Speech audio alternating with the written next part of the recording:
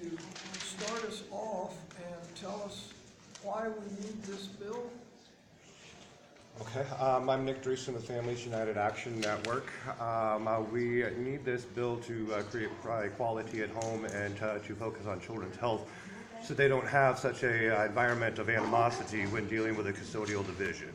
That won't always be the ending point, but we feel we should start parents off on equal footing.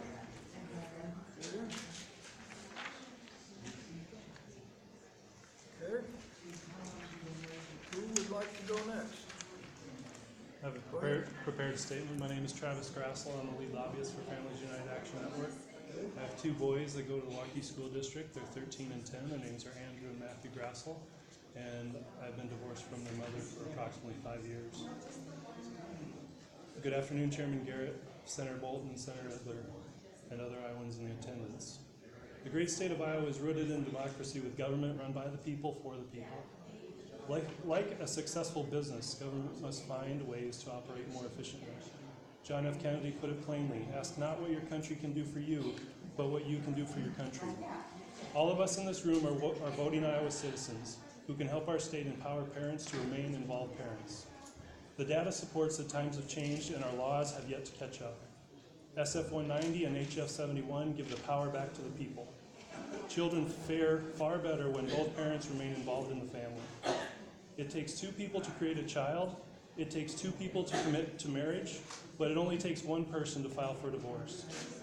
Let's start divorcing parents on equal, fair ground through joint legal and physical custody of their biological, God-given children. Our judicial system can still intervene when necessary rather than in every case. For the future health and prosperity of Iowans, family law reform of this type makes a lot of sense. Thank you for considering this change to make our families and laws better. Thank you. Who would like to be next? Go ahead. Sure, are you just asking for folks in favor of the bill No, right now, no. or general comments? No, Okay, you thanks. go ahead, if you're opposed, go ahead and speak Sure. opposed. Thank you. Shannon Hanson with the Iowa State Bar Association. I'll keep my comments brief because I've got somebody here as well. We're registered in opposition to this bill. We're certainly not against the concept of joint shared physical care. However, we are in opposition to a presumption. We would disagree that parents are not on equal footing. As the law stands right now, either parent can request either in the petition or in their answer to the petition for dissolution, can request joint physical care for the children. If they make that request, the court has to consider it. The court is required to consider that. So for that reason, we don't think this is necessary.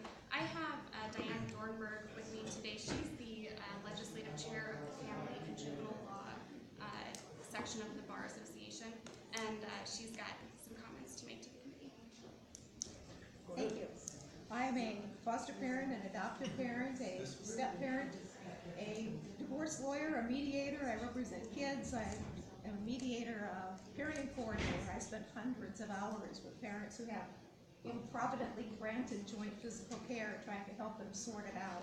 And so I have a very broad perspective. I have personal and professional perspective. And as Shannon said, the legal presumption, which is on line 3 of the bill, that the court shall provide for joint custody, meaning joint legal custody. We pretty much presume that that's already the case.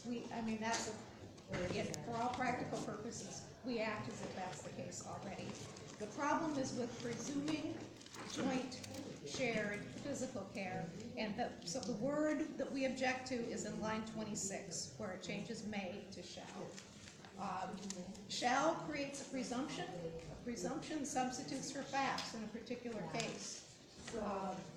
A conclusive presumption forecloses any facts, which is a due process problem. A rebuttable presumption can be overcome by evidence, but that means that you have to have a trial. You have to present evidence, and that's a custody trial.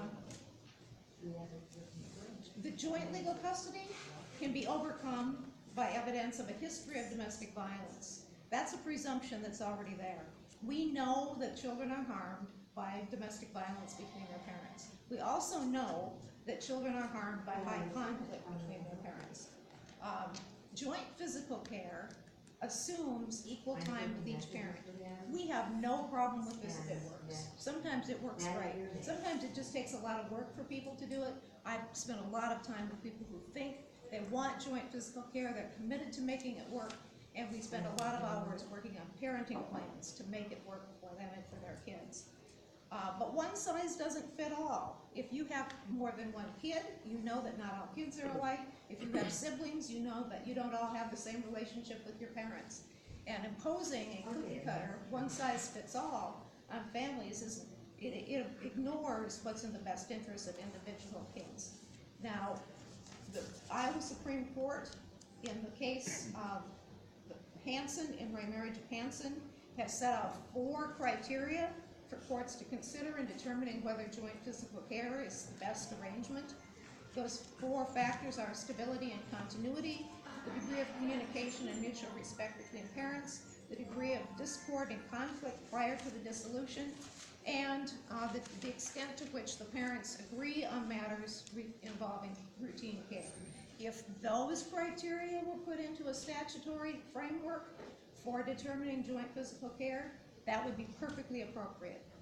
The best interests of the child standard, both in this bill and in the definitions in the Iowa Code, already provide for maximum continuous physical and emotional contact possible with both parents, and thus direct physical or significant emotional harm to the children